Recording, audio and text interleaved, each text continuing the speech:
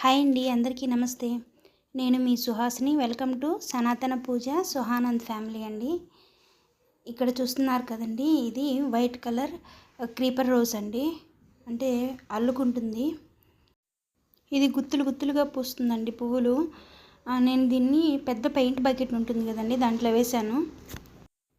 నేను మట్టి మిక్స్ చేసుకునేప్పుడే ఒక 60% మట్టి వేసుకుంటానండి. ఒక 30% వచ్చి ఎరువు వేసుకుంటాను. ఒక 10% ఇసుక వేసుకుంటానండి.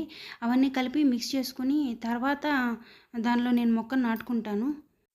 ఈ రోజ్ ప్లాంట్స్ అంతా కూడా మనము ట్రిమ్ చేసేదాన్ని బట్టి ఫ్లవర్స్ వస్తాయండి. బాగా ముదురుగా ఉండే ఆకుల్ని మనం ఎప్పటికప్పుడు కట్ చేసుకుంటూ ఉండాలి. అలా కట్ చేసినప్పుడు ఆ కట్ చేసిన ప్లేస్లో మనకి చిగుర్లు వస్తాయండి. వచ్చిన తర్వాత దానికి మొగ్గలు వచ్చి పువ్వులు వస్తాయి. ఇక్కడ సైడ్లో పిక్ యాడ్ చేశాను చూడండి, ఎలా బంచెస్గా పూసున్నాయో. నేను జనరల్గా ఏ ప్లాంట్కైనా సరే కిచెన్ వేస్టే వేస్తూ ఉంటానండి. ఎప్పుడైనా మనకి ఆవు పేడ దొరికినప్పుడు ఆవు పేడ కూడా వేసుకుంటూ ఉంటాను. ఇక్కడ చూడండి, మనం తెచ్చే రోజా మొక్కలన్నీ కూడా గ్రాఫ్టింగ్ చేసి ఉంటాయండి.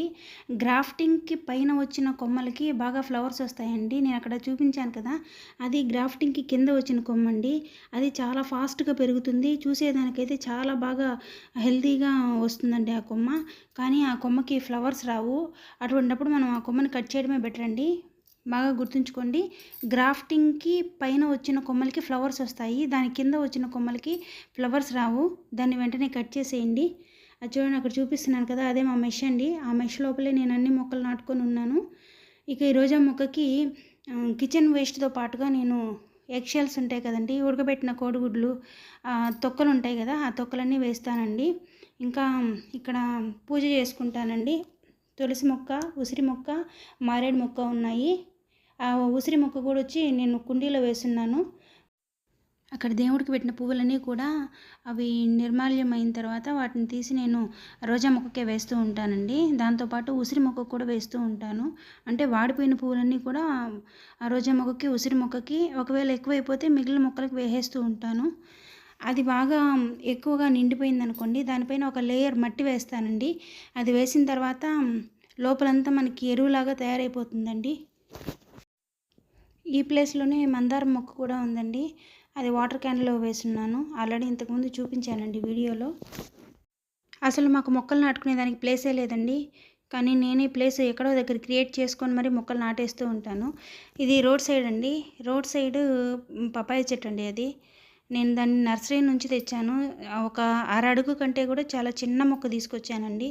3 ఆకులు ఉన్నాయి నేను తెచ్చినప్పుడు. 2 మొక్కలు తెచ్చాను. ఒక్కొక్కటి 15 రూపీస్ అని చెప్పి ఇచ్చారండి. ఆ రెండింటిలో ఇది నాటిన ఫస్ట్లో సరిగా పెరగలేదండి. ఇంకో మొక్క చాలా ఫాస్ట్గా పెరిగింది. ఎంత ఫాస్ట్గా పెరిగిందో అంతే ఫాస్ట్గా అది చనిపోయిందండి. ఇది మాత్రం స్లోగా పెరుగుతూ తర్వాత హెల్తీగా పెరిగిందండి. ఇక్కడ చూడండి, దీనికి ఫ్రూట్స్ కూడా వచ్చున్నాయి చూడండి. దీనికి కూడా నేను ఆవు పేడ, కిచెన్ వేస్టే వేశానండి. ఇంక అంతకుమించి నేను ఏమీ వేయలేదు. అది పండిన తర్వాత మళ్ళీ మీకు కోసి చూపిస్తానండి. ఇది నేను వేసుకున్న పెయింటింగ్ అండి. మామూలుగా అయితే ఆ ప్లేస్లో పసుపు పూసి కుంకుమ బొట్లు పెట్టుకునేదానండి. కానీ వేసిన రోజు మాత్రమే, మళ్ళీ మరుసటి రోజుకంతా అది డల్గా అయిపోతుంది. అందుకని ఈ కలర్ కాంబినేషన్లో పెయింట్ వేయాలి అనుకున్నానండి. ఎలా ఉందో కామెంట్ చేయండి. మీరు నర్సరీ నుంచి తెచ్చిన ఏ మొక్కలైనా సరే ఈ సీజన్లో కనుక నాటారంటే మీకు బతుకుతాయండి. అంటే చనిపోవు. ఎక్కువ ఎండలున్నా, ఎక్కువ వానలున్నా ఆ టైంలో నాటారంటే బ్రతకడం చాలా కష్టమండి.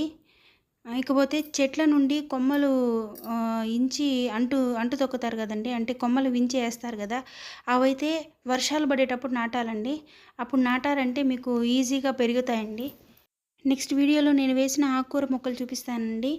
ఈ వీడియో కనుక మీకు నచ్చితే ప్లీజ్ లైక్ చేయండి, షేర్ చేయండి, సబ్స్క్రైబ్ చేసుకోండి. నన్ను ఇలానే సపోర్ట్ చేస్తూ ఉండండి. Thank you.